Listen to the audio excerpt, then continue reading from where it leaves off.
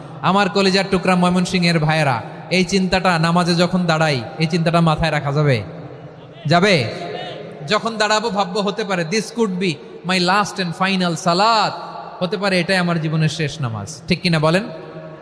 তাইলে অন্তরে খুশু আসবে।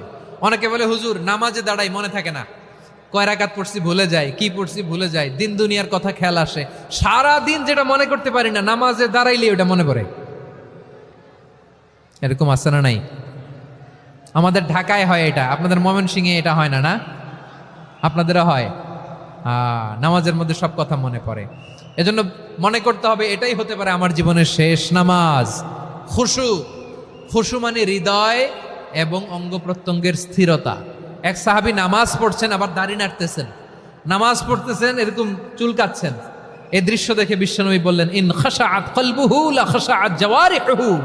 তার অন্তরে যদি খুশু থাকতো, ওই খুশুর প্রভাব তার হাতে পায়েও দেখা যেত। এই সাহাবীর অন্তরে খুশু নাই, ফলে তার হাত নড়ে, পা নড়ে, দাড়ি সোজা করে, টুপি সোজা করে। এরকম মুসল্লি আমাদের মসজিদগুলোর ভেতরেও আছে না নাই? নামাজ পড়ে, দাড়ি নাড়ে, জামা ঠিক করে না।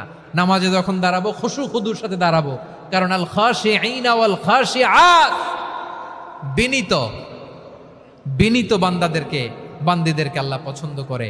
আবার আল্লাহ বললেন, আমার বান্দীদের মধ্যে ওলামারা আমারে বেশি ভয় পায়, তাদের হৃদয়ে খুশু বেশি। কার কথা? ইন্নামা ইয়াখশাল্লাহা মিন ইবাদিহিল উলামা। আল্লাহর বান্দাদের মধ্য থেকে আলেমরা আল্লাহরে বেশি ভয় পায়। যারা জ্ঞানী, যার হৃদয়ে কোরআন সুন্নাহর জ্ঞান আছে, তারা আল্লাহকে বেশি ভয় পায়। এজন্য আল্লাহর ভয় আমাদের হৃদয়ে থাকার দরকার আছে না নাই?